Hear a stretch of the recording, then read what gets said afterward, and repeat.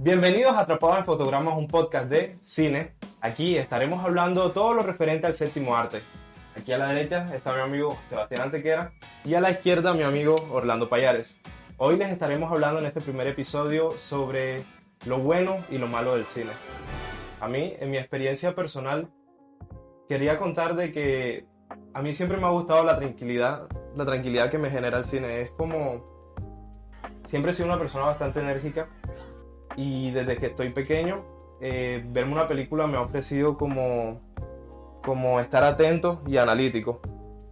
Entonces, desde que estoy muy pequeño, siempre ha sido una forma como de mantenerme tranquilo por horas y siempre me ha gustado mucho. Me gusta también como lo trascendentales y lo inmortalizables que pueden llegar a ser las películas, como pues un mensaje que pueda llegar a dar una película o una sensación. O sea, por ejemplo, tú que te veas una película de los 2000, te la ves ahora, va a hacerte sentir lo mismo, ¿cierto? O sea, lo mismo que se lo haya visto una persona que se lo haya visto en los 2000. Rememorar la nostalgia. Exactamente. Entonces, siempre me ha gustado mucho lo importante, los cambios de tuerca que te puede dar un mensaje en una película.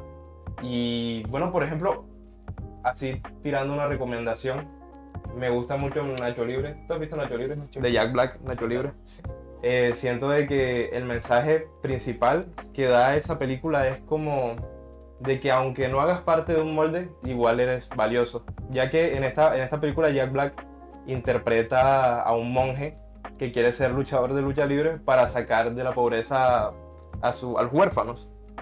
Y aunque tampoco no es un luchador típico, tampoco es un monje poco ortodoxo, al final logra como combinar estas dos identidades y se convierte prácticamente en una leyenda. Entonces siento de que aunque no estemos dentro de un molde, siempre somos valiosos. Es una enseñanza que me parece importante. Claro, yo digo que siempre es importante que las películas no son solo películas, sino también fábulas, ¿ya? Uno siempre le queda algún tipo de enseñanza de lo que uno ve, de lo que uno es. No solamente cuando tú lees un libro o cuando ves una persona que te agrada, tú tratas de imitar desde muy pequeño las actitudes de Claro, esa sí. persona. Es como lo típico, uno sale de una película y ¿qué era lo primero que hacía uno cuando estaba pequeño? Comenzaba a imitar al actor que más le gustó en la película. ¿Te gustó mucho Iron Man de la película Avengers? Soy Iron Man. Y empezabas con las manos a hacer Exactamente, o sea, siempre siento de que las películas llegan como a una parte importante del cerebro de las personas y me encanta cómo pueden inmortalizar historias que se han vivido en la vida real, como lo que puede ser La Sociedad de la Nieve o Hotel Ruanda. También cómo pueden hablar de críticas sociales como lo que puede ser la explotación laboral, como en la última película que salió hace poco, Mikey 17, de Robert Pattinson. Hablan bastante de la explotación laboral o del pensamiento de un guionista en sí, una película que no sea algo fantasioso, pero igual te deja algo full importante. Claro, es que las películas pueden ser alegorías, ya no hay ningún problema, por eso es la ciencia ficción, ya. Exacto. Así igual como lo son los libros, hay mucha ficción en lo que uno ve. Precisamente el cine también es un escape a la realidad. La mayoría de las artes son un escape a la realidad. O sea, también el hecho de es el momento que compartes a la hora de ver una película con la gente, con tu familia, con tus amigos. O sea, el hecho de ir al cine, comprar las crispetas, la gaseosa, todo lo que tienes que vivir la experiencia para poder ver y disfrutar esa película, aunque la película sea mala. El momento que pases pues es disfrutable con la gente que quieres, que agrada. Hasta cuando hay películas malas, uno termina pasándola bien porque te ríes de los momentos de la película mala cuando son incómodos. Siento, o sea, desde que estoy muy pequeño, ponerme a ver una película ha sido el equivalente a lo que es hoy en día un iPad Kid, prácticamente. O sea, pero me parece mucho mejor el hecho de que me mantuvieran quieto almorzando o que no molestara porque estaban limpiando la casa viendo una película, porque siento que me ha dejado algo full importante en mi vida, como de que puedo estar concentrado viendo una película de 3 horas sin estar teniendo que pausarla o algo, que es un problema que le pasa a mucha gente últimamente por lo que están acostumbrados a ver reels. Entonces ese estímulo de 5 segundos, pasas el reel, 5 segundos pasas el reel, no te permite como de pronto ver algo que necesite más foco, O más sea, porque tiempo. las tendencias de ahora también son, actualmente son videos rápidos, videos fugaces, que a mucha gente, a los niños de ahora, son estímulos constantes en el cerebro.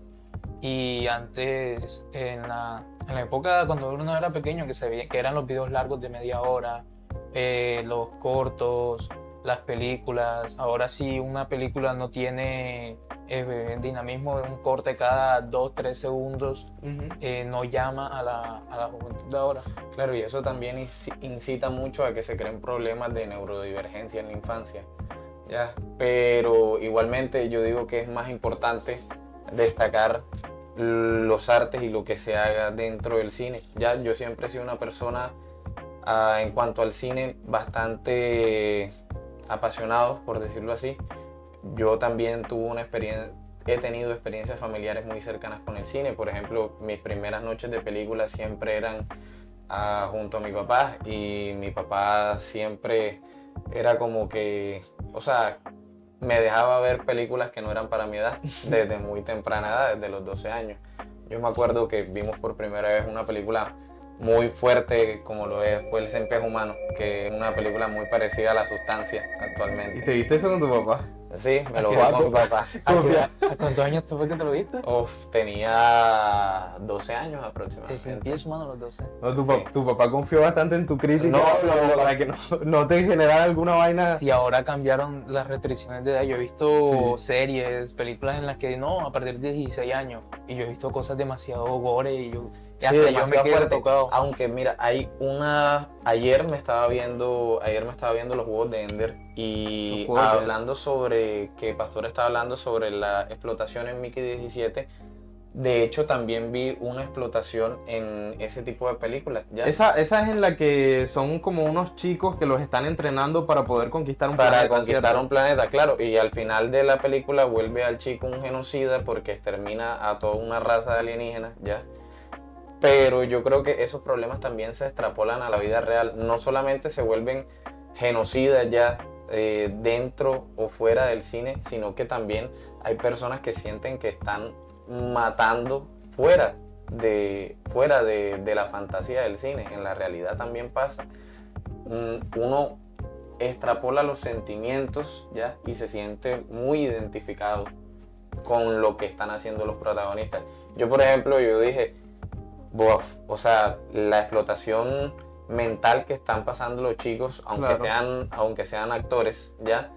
Yo dije, debe ser muy complicado no sumergirse en la locura, Claro. ¿ya? O sea, como ya lo hemos visto en otras películas, por ejemplo, aunque ya en ese caso termina siendo como más una elección propia, pero siento que siempre es como dentro de este mundo que genera la explotación, pero lo que es los actores del método. Sí, claro. Los actores Sí. del método siempre van a estar bajo la presión. Los actores, y desgraciadamente los actores del método, o afortunadamente los actores del método, siempre son más jóvenes, ¿ya? Sí, Por ejemplo, también actores de método muy, muy reconocidos. no, es que hablemos del principal, o sea, uno de los más reconocidos y que tuvo uno de los peores finales, Uy, Heath no, no, Ledger. no. Heath Ledger, sí. Heath Ledger, que Heath interpretó Ledger. el Guasón en El Caballero de la Noche.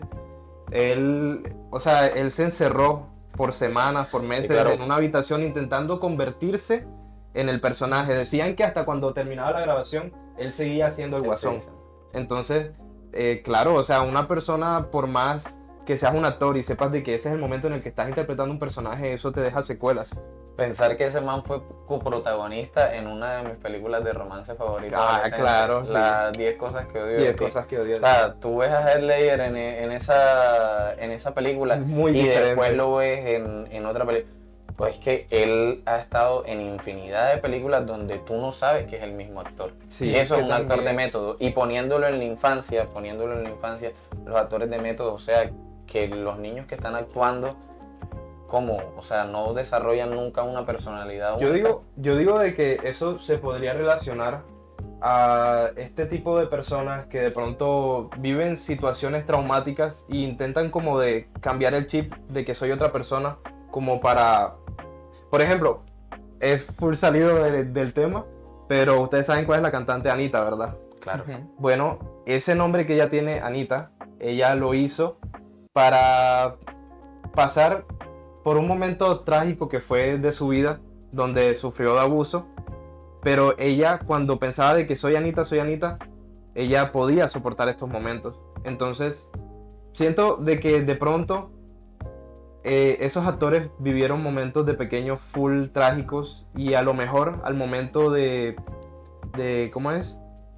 De cuando ya están en el cine, les pasa lo mismo, tratan como ya son tan buenos de meterse en un personaje porque de pequeño lo hacían, les sale tan bien, pero igual no les deja de sobreestimular la cabeza, no les deja como de causar traumas, diría yo. Y también de que no solo o sea, pensar que también los actores desde pequeños tienen que adoptar diferentes personalidades para sus diferentes papeles.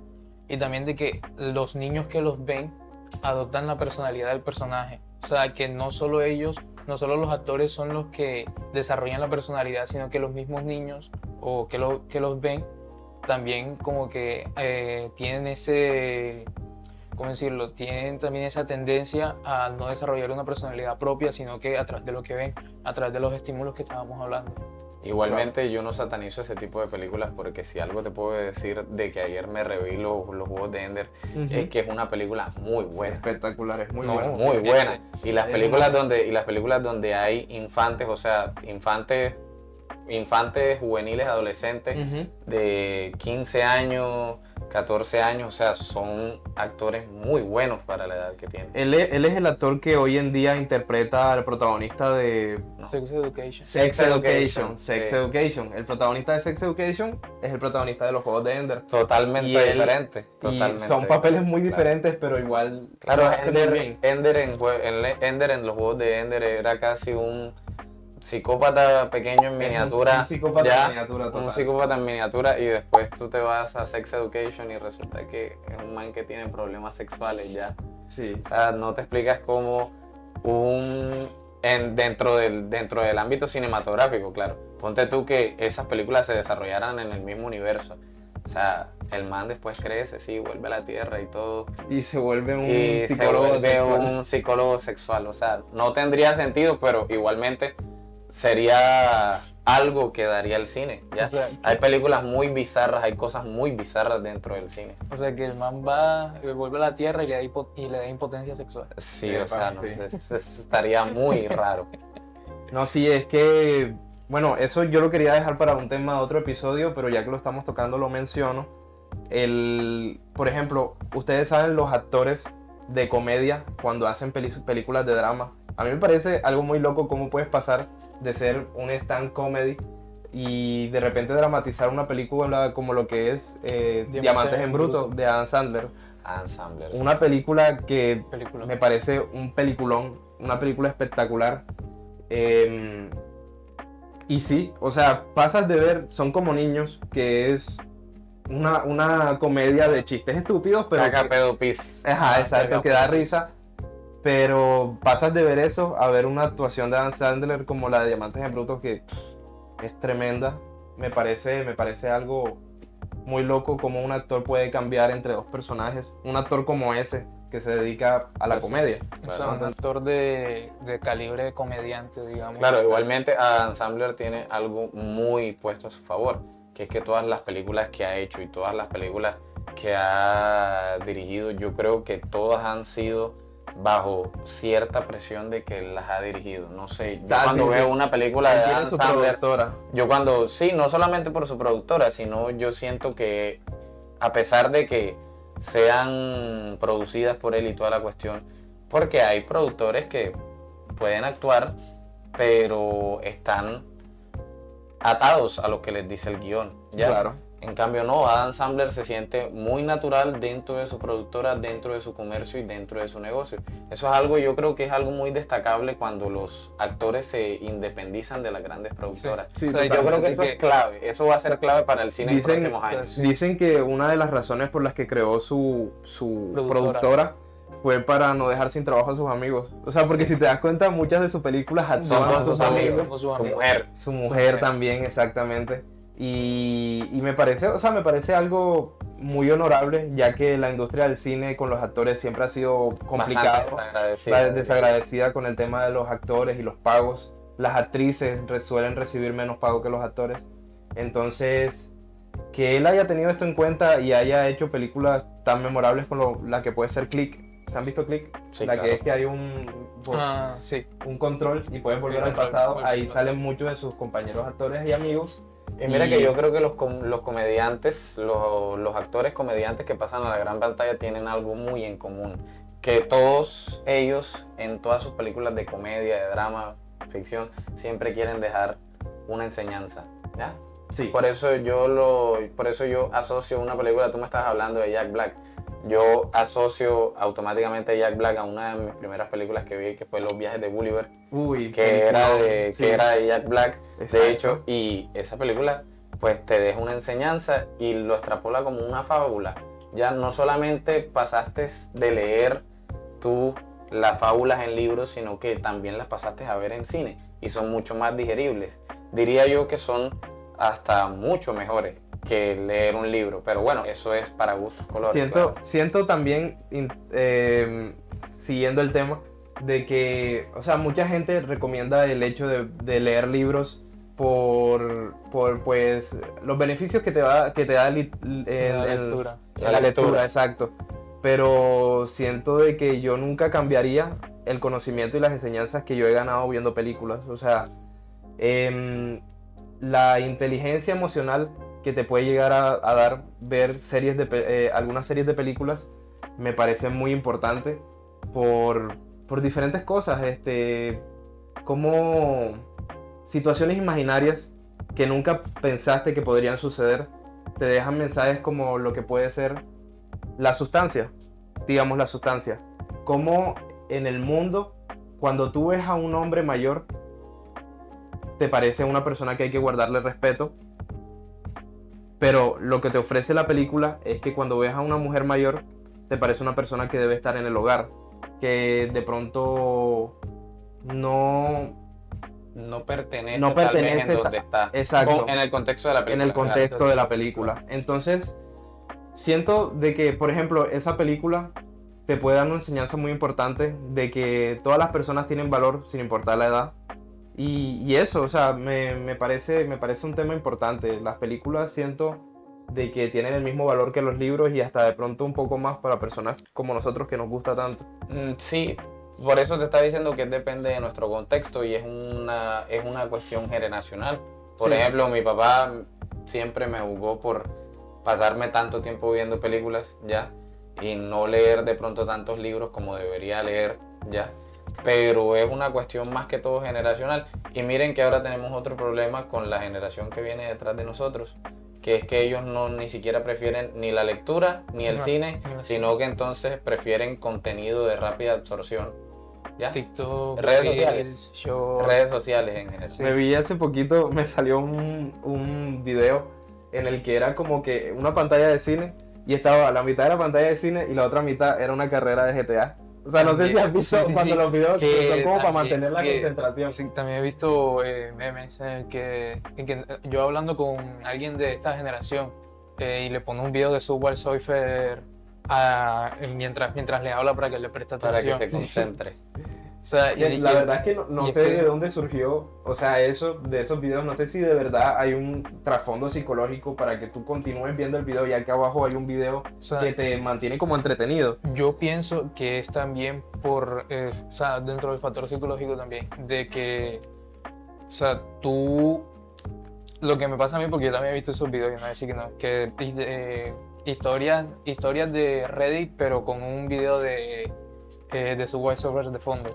Entonces, lo que yo pienso es que yo me concentro en el video y también es como si en mi mente yo estuviese jugando, digamos. O sea, que empiezo con el dedo a hacer los movimientos que el man hace como si estuviese jugando y voy pensando en la Sí, historia. como cuando uno, el hermano mayor, bueno, yo no tuve hermano mayor, pero sí tuve vecinos que eran muy, muy complicados, para no decir otra palabra. Como cuando te ponían a jugar de cartón al play. Ajá. Sí, Entonces, lo tú hacías que mismo. estaba jugando Lo mismo, tú igual- sentías que estabas jugando y no estabas Exacto. jugando. Y volviendo al tema de lo de los libros, de que o sea, la gente que lee libros dice que no ejercitas tu imaginación si ves la película en vez de leer el libro, porque yo me imaginaba que este personaje iba a ser tal, que que iba a tener una personalidad diferente. Claro, también yo digo que eso depende de la película. Hay películas que son muy complejas y requieren trasfondo de imaginación. Claro. Imaginaría yo que como hay películas de culto, como lo son El Padrino,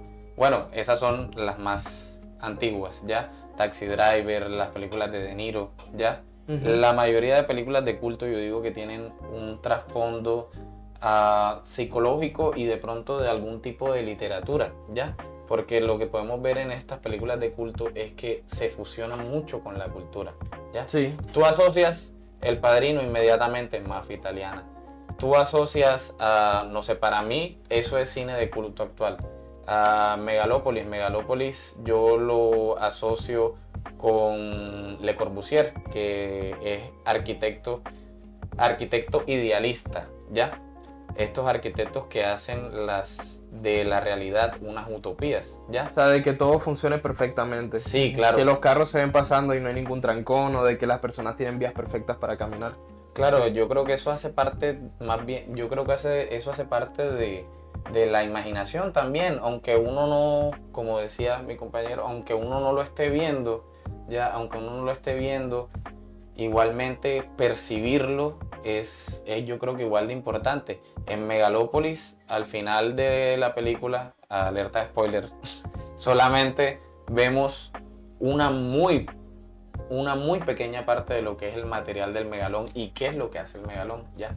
Y yo creo que si te tomas el tiempo de ver las 3 horas de película que dura, puedes darte un poquito de cuenta de cómo es un cine de culto. También, no sé, creo que yo discutía contigo una vez sobre El Brutalista también. El Brutalista. Sí, Recuérdame sobre qué trata. el tiempo que duró. Emigración. Vienen unas personas ellos emigran directamente de Israel, si no estoy mal. Ok. Llegan a Estados Unidos, se ponen en la ciudad de Nueva York, viven en la ciudad de Nueva York un tiempo y después se van a las afueras de Nueva York y hacen una construcción, una iglesia, ¿ya? Igualmente el trasfondo de la película El Brutalista no solamente es la arquitectura, sino también todas las cuestiones de abuso por las cuales pasan los migrantes día a día, ¿ya? Mucho más importante que la arquitectura, hablan sobre la migración y más importante una migración que es bastante segregada, que es la migración hacia europea, ¿ya? Okay. La parte del viejo continente. Como todas estas personas que llegaron del viejo continente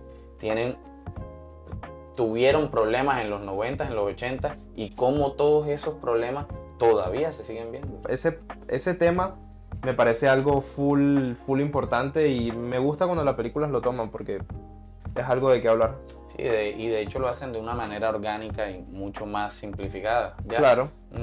O inventan una sátira. Sí, sátira. claro. Muchas O sea, veces hay veces no es solamente tirar, es como decir, no es solo tirar la piedra y esconder la mano. O sea, es como antes de hacer el chiste, el comentario, la muestra, siempre cogen y son las tomas que, o sea, te hacen un camino en el que te llevan hacia eso. No solamente es digamos, hablando de la xenofobia, no solamente llegar y que hablen del tema, o sea, siempre se muestran, son como lo que lleva a eso.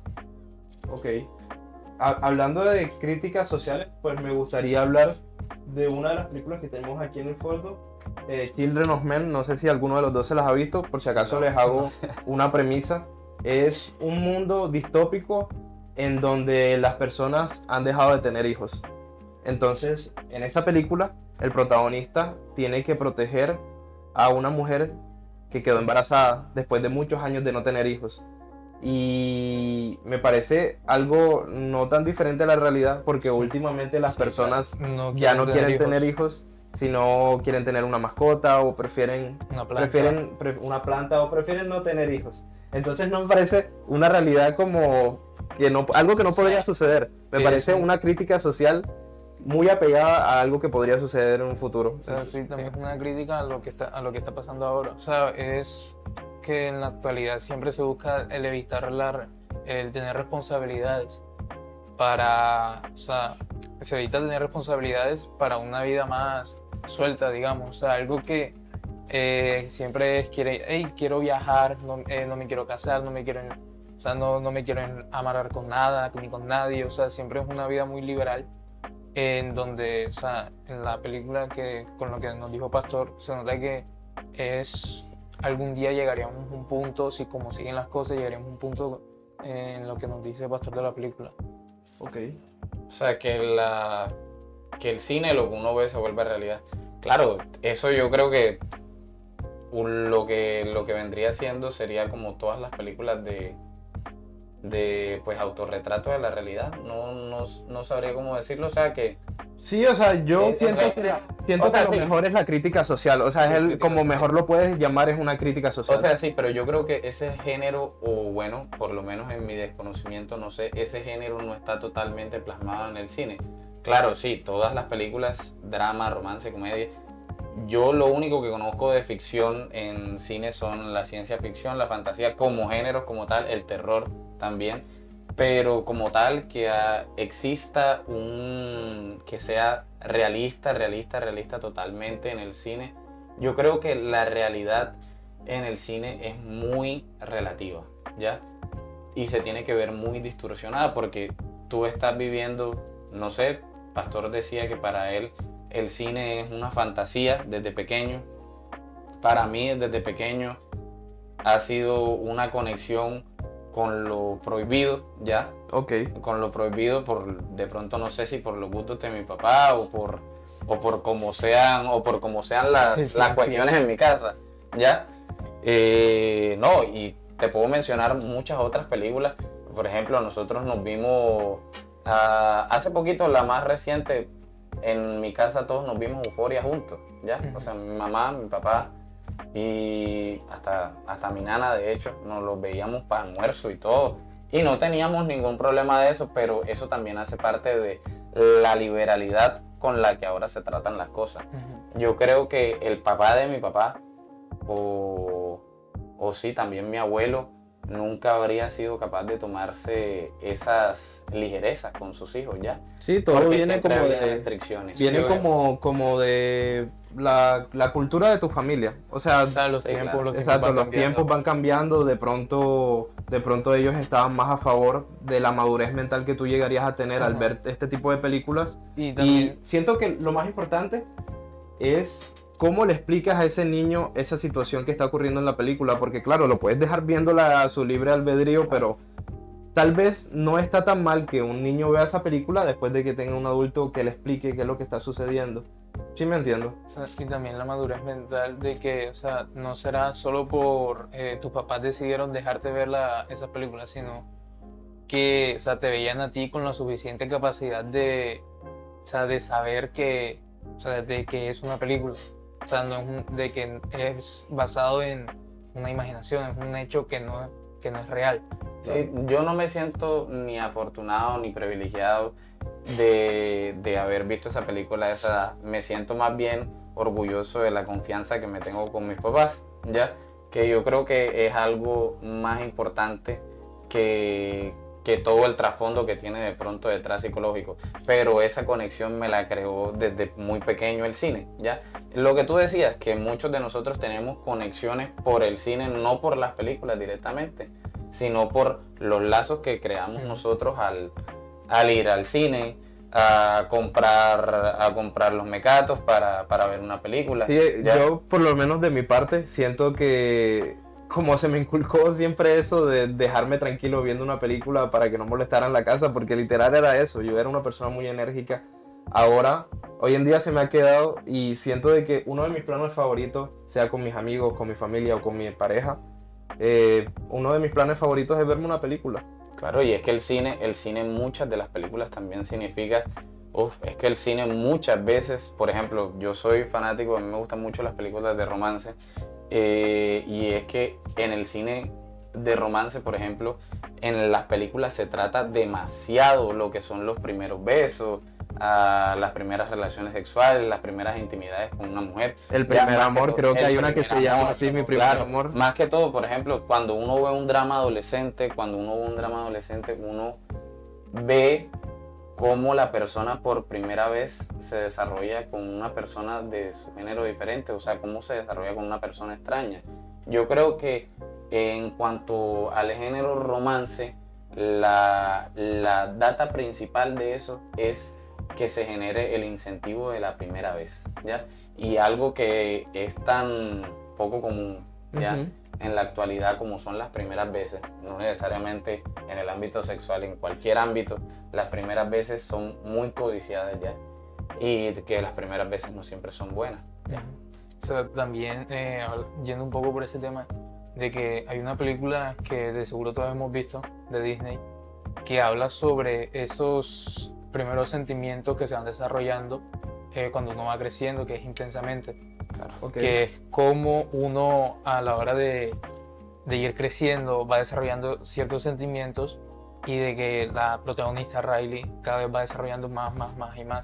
Ya quitando los errores de continuidad de que hay, porque tiene sentimientos que son hombres, mujeres y los papás no, etc. Ah, que dicen que es porque es Ajá. lesbiana. Que porque es lesbiana, o sea, quitando todo eso, de que esta Riley, el primero, o sea, fue alegría, luego fue miedo y así va desarrollando todas esas personalidades, no, todos esos sentimientos cuando va creciendo.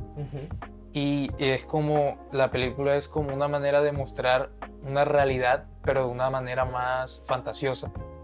Entonces es como en la adolescencia se desarrolla esa ansiedad, eso de que no sé qué hacer, no sé qué me gustaría hacer, no sé por dónde ir, ese temor y, o sea, esa vergüenza, todos esos sentimientos que cuando uno va creciendo ya se van perdiendo. Yo siento de que hablando pues de lo de la adolescencia y la ansiedad, yéndonos un poco más por el tema polémico dentro del cine, esta parte de la juventud, cuando los actores comienzan a actuar desde muy jóvenes, el desarrollo de la ansiedad que tienen es bastante grande, porque imagínate tener que estar listo para tomar escenas cuando tal vez lo mejor sería que estuvieras pensando en pasar tiempo con tus amigos o algo, pero tienes que estar en el set de grabación, tienes que grabar tantas tomas. Siento de que una de las que mejor se llevó, de que de pronto no hubo tanto daño colateral en los jóvenes y eso, y creo que es por los adultos responsables que habían alrededor, es en Malcolm el del medio. Yo pues hasta ahora no he escuchado ninguna queja de un actor que hubo en la grabación, y fueron muchas temporadas, fue mucho trabajo.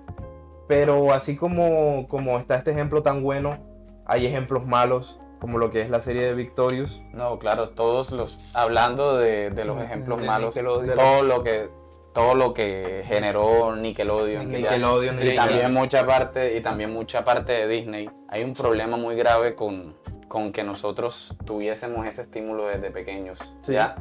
Que es que desarrollamos sin quererlo saber nosotros parafilias y problemas que no son de nosotros, los extrapolamos de cierta manera en las series, ¿ya? Por ejemplo, en Victorious, yo digo que hay cosas que son, bueno, que deberían ser propias de una serie de adolescentes, pero hay Y cosas otras que... como, o sea, por ejemplo, a mí me parece algo full heavy de que yo me vi la serie de pequeño y yo normal, me daba risa y todo, pero ahora cuando me ponen escenas como... Había una escena en la que estaba Ariana Grande, Kat, y ella estaba como en su cuarto hablándole a la cámara y contando vainas de su primo y eso, y se veía como jugaba como con sus pies o se pasaba una fruta así por la cara. Sí, claro, o sea vaina muy extraña.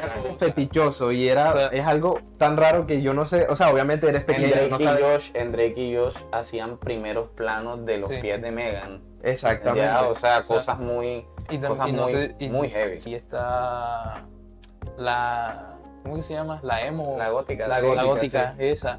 Que Era es una así. relación tóxica, o sea. No, y no solamente Y eso, la gente- normalizamos, toda la serie la normalizamos. Y se Y normaliza. después Ben coge y se mete con Victoria. Sí, Exacto.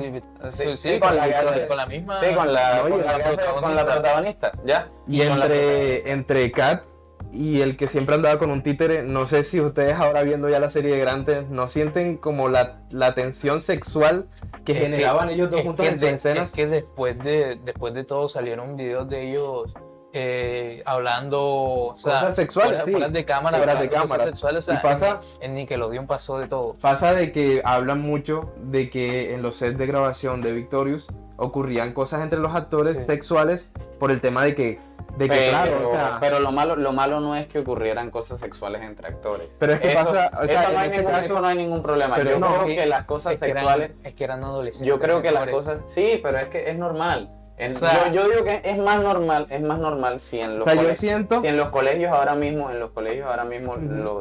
los chicos de 12, 13 años tienen encontrones sexuales, me parece lo más normal que Pero actores es- que o son sea, muy yo mal siento- desarrollados pero tengan esos encuentros sexuales se desarrollaron por la serie o esos encuentros sexuales de la serie El se problema- desarrollaron por la actualidad. El problema yo digo que no es que se desarrollaran dentro del set de grabación ni nada de esas cuestiones. El problema yo digo más bien es que hubiese adultos presentes vigilándolos a ellos, no viendo. que- Claro, es que por ejemplo, mírate tú, ponte un caso hipotético. Tu primera vez de pronto fue en tu casa, ¿ya? O en la casa de tu novia. claro, O en la casa de tu Basile, ¿ya?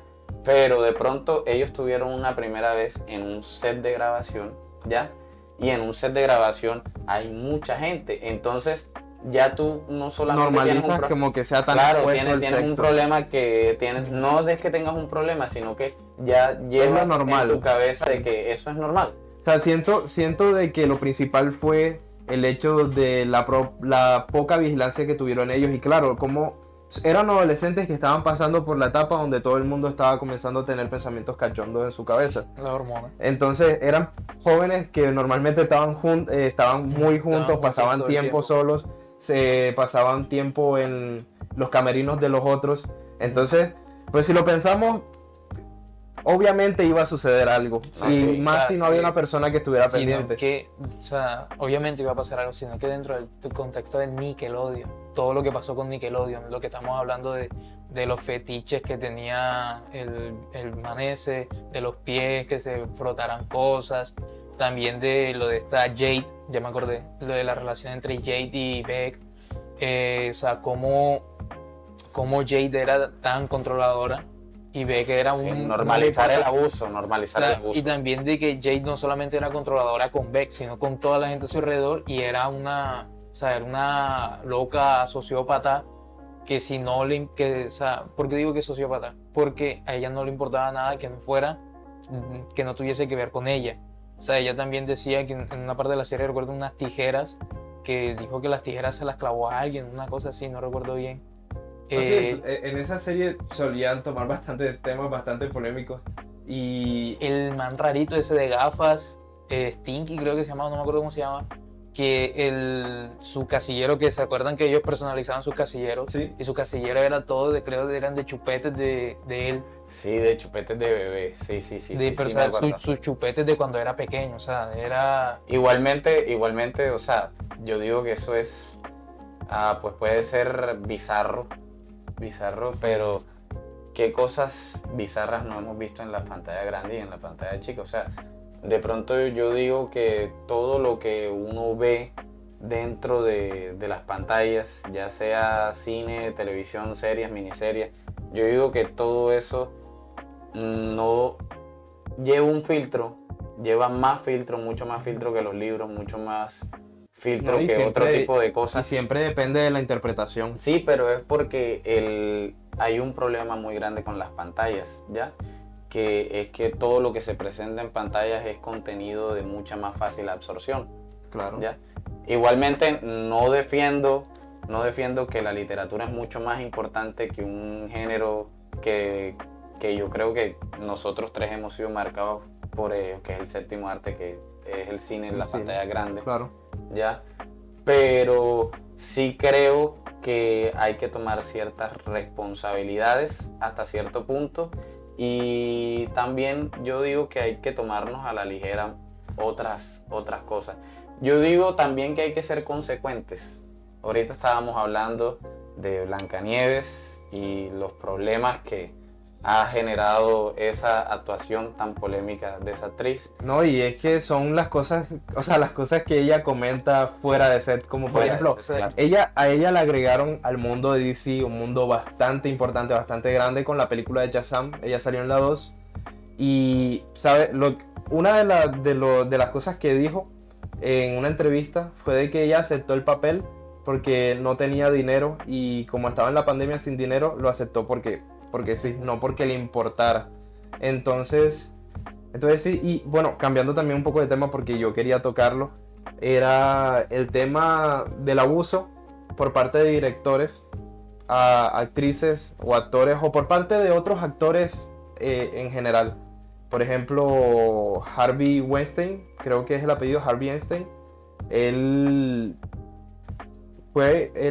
es uno de los productores de películas como lo son Bastardos sin Gloria o Django, películas que creo que todo el mundo nos hemos visto, claro, y además peliculones, pero uno no se espera de que personas como esas terminan haciendo cosas tan graves como lo que es el abuso. Por ejemplo, una de las personas que habló sobre las cosas que él causó fue Angelina Jolie. Y siento, otro actor de comedia que sale en las películas de Adam Sandler dijo: creo que la mayoría de las actrices tienen historias de abuso que contar, y siento de que es porque en esta industria donde los directores cuando están en escena prácticamente son el dios del lugar, siento de que se sienten con la potestad de hacer lo que quieran con sus actores.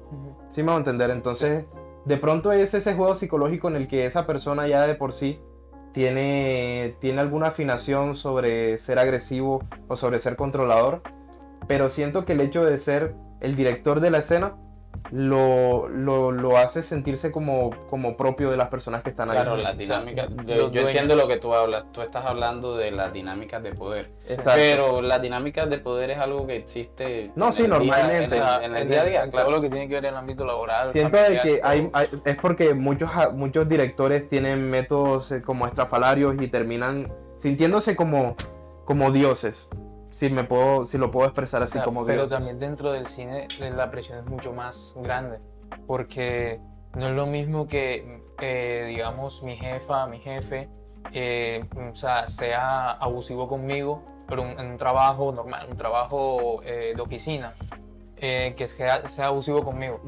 Yo me voy, o sea, pase lo que pase, yo me puedo ir, pero en lo que es el cine, una carrera actoral, los directores tienen demasiado poder e influyen en demasiadas partes. Poder influir en tu carrera. O sea, si digamos que lo que pasó con Nickelodeon, que todo el mundo se quedó callado porque él se hablaba y la carrera de todos se iba, sino que fue ya hasta después que salieron las cosas. No me acuerdo cómo se llama, Sam McCordy, creo que es el apellido.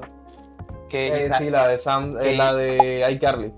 Ella tiene un libro sobre cosas horribles que le pasaron en su vida. Que le hizo las cosas que le hizo hacer la mamá para que ella fuese famosa, las cosas que le pasaron en Nickelodeon. El documental de Drake Bell, que cuando pasó lo que pasó.